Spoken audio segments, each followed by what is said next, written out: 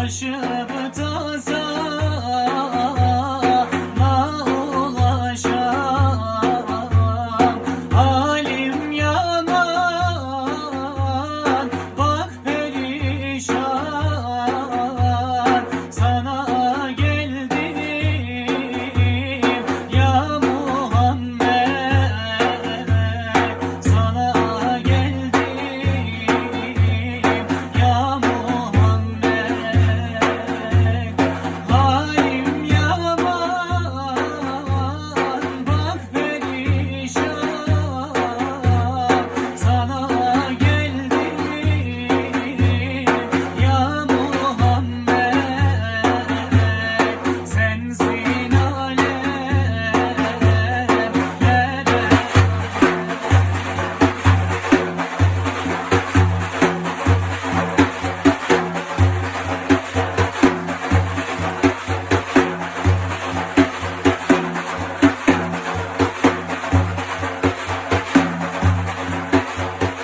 Derman ararım kullardan, bulamadım ben onlardan. Dermansız bu yaralarına, sana geldim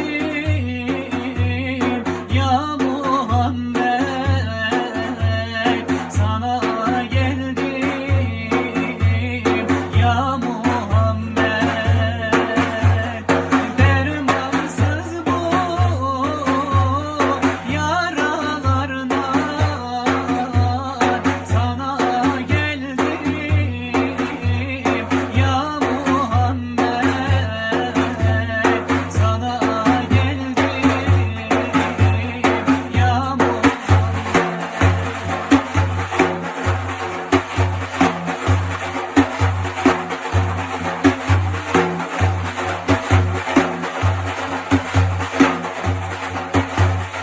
ellerim boş, yüzüm kara.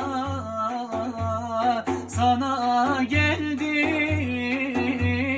ey ya Sultan, lütfeyle